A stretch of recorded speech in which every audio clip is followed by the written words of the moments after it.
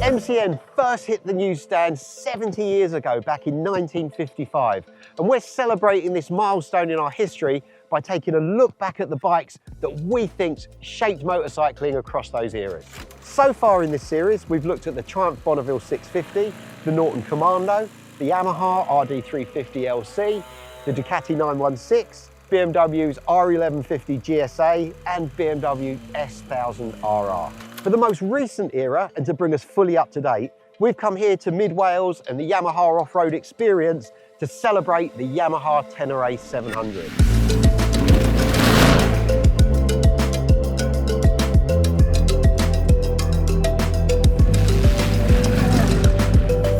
The Tenere 700 basically carved a path away from those big Litre Plus adventure dual sport bikes that really are a bit too heavy for going off-road, and it created that middleweight class that made it more manageable, more accessible for people, both in terms of budget and how the bikes handle. From the mid-2000s onwards, adventure bikes have got bigger, they've got heavier, they've got more complicated, more powerful, and as a result, they've had more rider aids to make the bikes just more rideable, both on and off-road. Now, the issue with those big bikes is if you want to go down trails, green lanes or whatever, they've actually become rather unmanageable and, to be honest, not very much fun. And it takes a real serious committed rider to get the best out of one of those big bikes once you get on the dirt. Smaller, lighter, single cylinder bikes really made a lot more sense. But the problem with those little trail bikes is you can't really do big distance on them. You can't really go touring, traveling. Even those big single-cylinder thumpers like Yamaha's XT660 just didn't have the grunt to cope with mountain passes, even going up steeper hills. And there was a segment in the market that needed to be filled. Two manufacturers stepped up to offer a solution. KTM with the £11,000 790 Adventure and Yamaha with the Tenere 700, which when it first hit the market was available for just £8,399. Due to that affordable price level and the capability of the bike, we're crediting Yamaha with creating that whole middleweight adventure bike segment. Now, before we start diving into details and actually have a look at the bike in question, it's worth having a little history lesson to find out exactly what that Tenere moniker means. Now, the Tenere Desert is an area of the southwest Sahara. It's an incredibly remote region. And back in 1983, it actually became part of the route of the legendary Paris-Dakar Rally. Now, Yamaha's association with the rally goes back to 1979, when Cyril Neveu ran the first race on an XT500.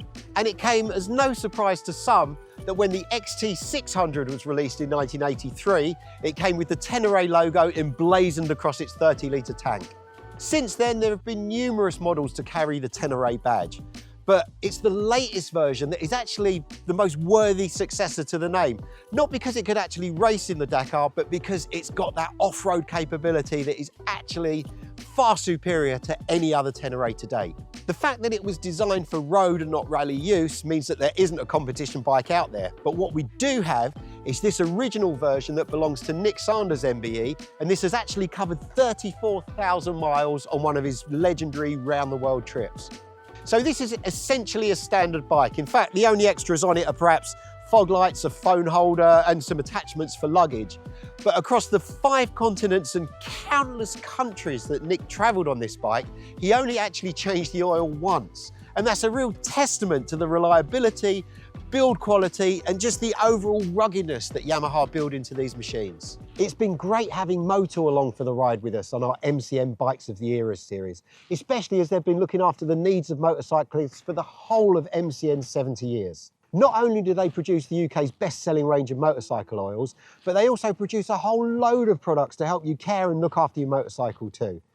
They do chain lube, helmet cleaner, visor cleaner, and even this Moto wash that we're using today. So we're in Mid Wales and it is October, so I'm going to have to stick a waterproof jacket on for here on in, well, at least till the sun makes another appearance. So without further ado, the bikes we've got here are the 2025 models. There are essentially 3 models in the range. We've got the standard bike, we've got the rally bike, which has taller suspension and more ground clearance, And then there's the Raid as well, which has the larger twin tank setup. So development of the Tenere 700 actually came from a road bike, from the MT-07 that was already incredibly successful. And the key to that success was the CP2 engine. This 689cc parallel twin is just bundles of fun. In the MT-07, it's what really brought that middleweight naked bike to life. And it's been used in several other models already. The XSR 700, the R7, and the Tracer 700 as well. And the key to its personality is that 270-degree firing order, that kind of cross-plane style engine that delivers the power in a big bang. It's 74 horsepower, which doesn't sound like a huge amount, but the way it makes it just fun, it's involving, and it's as much power as you ever really need. Oh, it is Wales after all. So perhaps unsurprisingly, things have actually taken a slight turn for the worse. So we've decided to wheel the bike inside. It's actually a little bit more of an apt location for me to start talking about some technical details. So this bike was actually a long time coming. Yamaha teased us for a while with the T7, which is what it was known as during the prototype phase. But when it actually arrived in 2019, well, we were pretty blown away by it. Not just because it had that really perky little CP2 engine, but it's got Yamaha's long history and heritage of off-road development within the frame and the chassis. The combination of the stiff, rugged, all-new steel frame and the long travel suspension, there's 210 millimeters of travel at the front and 200 at the rear, means that the Tenere has the perfect credentials for getting off the tarmac and onto the dirt. Ground clearance is 240 millimeters, and as a result, it's got a seat height of 875. Now, that's fairly tall. It's actually taller on the rally version. But what that means is when you're up on the pegs, you're in the perfect position with the way the handlebars lay out for standing up and riding off-road. So we keep talking about accessibility and that low price point that the Tenere came in at. And a lot of that is achieved by the back to basics approach of the bike. And that's what makes it so easy to get on with. The only electronic aids that you get is basically ABS, and that's switchable so that you can turn it off if you're riding on road. Initially, it was a simple case of just having ABS on or off, but on the latest bikes, you can disable it at the rear only, so you still have off-road ABS at the front. So there are a couple of differences that the eagle-eyed viewer may spot compared with this bike and Nick's Round the World bike, the 2019 one. Down here, we've got the clutch actuating lever. Yamaha have actually moved it forward slightly, and that just gives you a little bit more clearance at the side of your leg where the top of the boot is, and that's something that has been reported as actually being a vast improvement on this bike. The other area that we've seen a massive change is in the dash. It now has a TFT display, which is really clear and concise. The old bike, of course, just had a simple LCD dash. And though it gave you the information, it's not a patch on the new one because you also get connectivity. So you can cycle through navigation, calls, music, all that kind of stuff that the modern rider feels that they need to have. The original bike had KYB 43mm forks adjustable for rebound damping at the front and a single shock with preload adjustment at the rear, but the latest bike has got fully adjustable setup. The taller suspension on the rally version actually gives it more travel or more ground clearance. So you get 230mm at the front, 220 at the rear, and that ground clearance increases to 255. Brakes are twin piston Brembo calipers at the front with 282mm discs, and at the rear it's a single piston Brembo caliper with a 245mm disc. And of course, we've got that controllable ABS system. Apart from that, there have been some internal changes in the suspension just to improve it, some changes to the suspension linkage. So it's got the performance, it's got the technical prowess, but it's the look and feel of the Tenere that really captures that desert rally raid experience. It's got the tall Dakar-style cockpit, the vertically mounted TFT, and when you've got the riding position where you're standing upright, as I've already said, it makes you feel like you're in the position to actually go and tackle a desert, even though you're probably just going up your local green lane.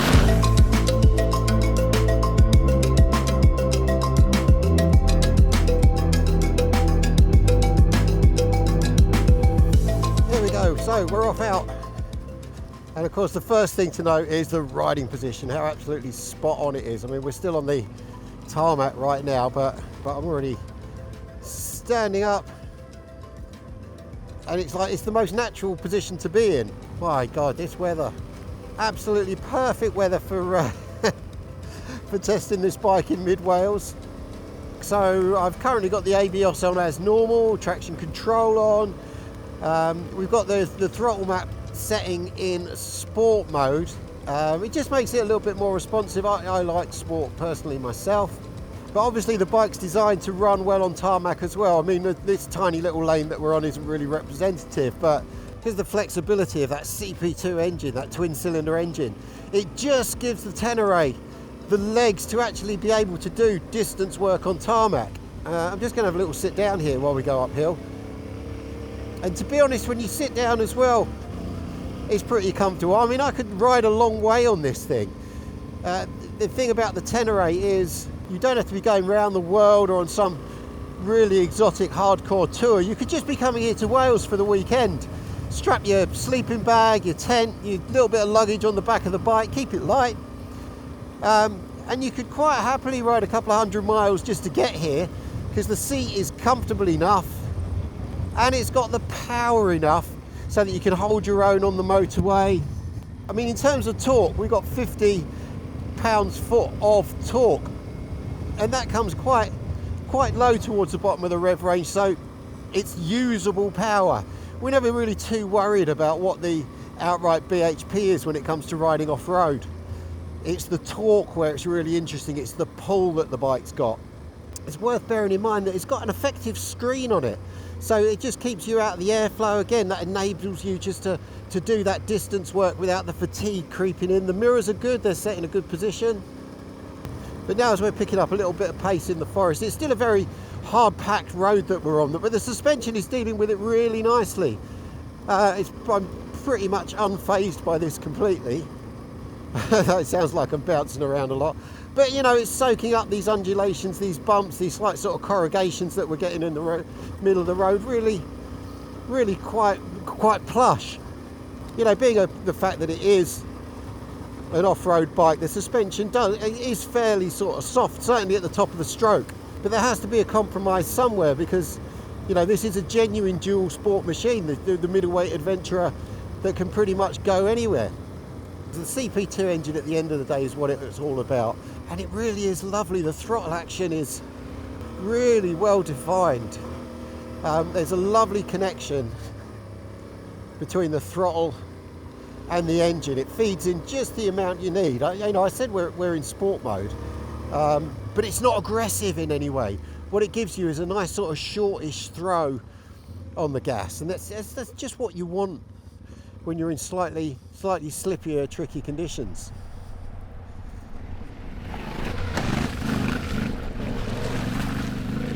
Okay, so yes, we're getting a little bit muddier and slippier here, and yeah, it's starting to become a little bit more of a challenge. This is probably normally just a path, but it's basically a river at the moment, and it's coping really well. They've got a little so yeah, it's this little stream going down the middle of the path, and I feel light and confident on the Tenere. It's lovely, actually. It really does build your confidence up.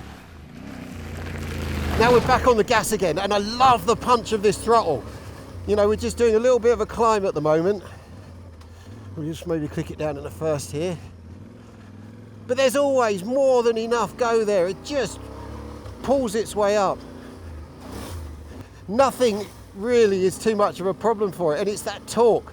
Like I said, 50 foot-pound of torque, and with the throttle set in the sport mode so that you've got that nice throw on the throttle, that you haven't got to twist it too far to get the power.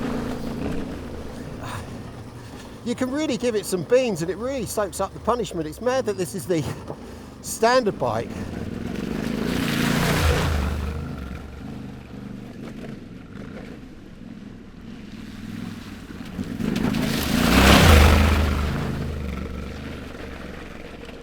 Okay, so I've switched to the Rally. So it'd be interesting to see how much difference the Rally is, because obviously it's taller for a start. The engine's exactly the same. It's really just in the suspension and the ground clearance. And do you know what? Straight away,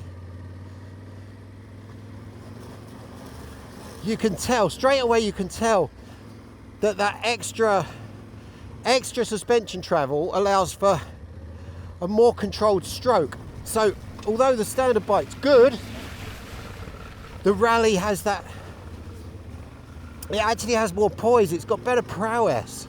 So yeah, the Rally really is sort of a bit next level really.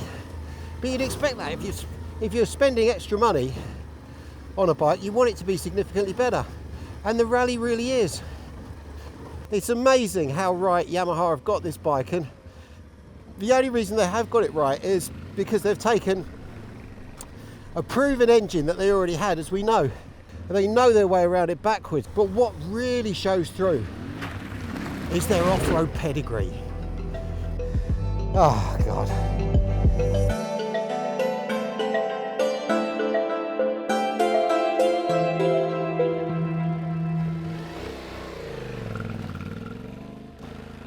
So it's always good to speak to an expert when you're looking at bikes like this, and no one knows more about the Tenere 700 than the director of the Yamaha off-road experience, Dylan Jones. We're going to go inside and meet him now. Dylan, your experience of the Tenere 700 goes right back to the launch. Yeah, back to sort of early part of 2019 when they launched. Press launch was in Spain, I think back in May. Then that was my first experience of actually riding the Tenere 700. Obviously, we'd all been led into it for quite a while, you know, excited for it to finally arrive and get to ride it. We talk about it being accessible and manageable. How does it work for a bike for you here? We found, obviously, we started running the Tenere experience back in 2010, but as soon as the 700 came along, we had a massive uptake in people wanting to come along and ride the bike. You know, there's so much excitement about the bike. Everybody wanted to come and try it. Yeah, you know, we get people who are maybe possibly thinking about getting into adventure riding off-road, thinking of purchasing one. Obviously, we get lots of people who've already bought one of their own and wanted to come and learn to ride it off-road, improve their skills. So we get people from first-time, off-road riders through to people who ride, off-road regularly as well. So you've had owners, people that have already bought them, then come down and ride your bikes here. Have you had anyone come down, try one out, and then go off and buy one that you know of? Oh yes, there's lots and lots of people who've come here and then gone away and bought a Tenere, which is obviously what it's all about for us and for Yamaha's point of view. And then we get them coming back even on their own bikes then, because they want to obviously learn, to do more and ride in their own bike that they use, themselves. Have you had any issues with sort of reliability? Are they an easy bike to look after? Very easy bike to look after. We've obviously been using them now for best part of 5 years, really. Nothing really ever goes wrong. Obviously, we get some crash-related issues that we have to fix, but certainly from an engine point of view, we've never ever had a single issue. In the years that we've been using them, they are such a reliable engine, really. Chassis-wise, frames are strong. We just don't have any issues or problems with them other than caused by people falling off them, really. Absolutely, yeah. Yamaha really hit a sweet spot with that engine, and the fact that they've used it in so many models.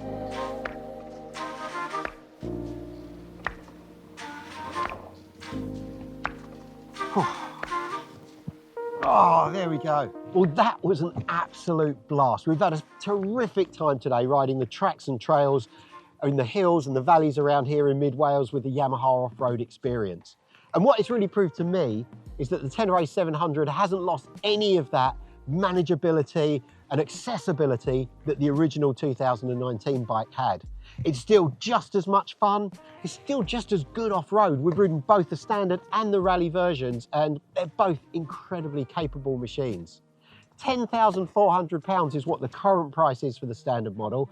It rises to about £13,000 when you start looking at the World Rally and the World Raid versions, but still, considering what you get for the money, it's just such good value.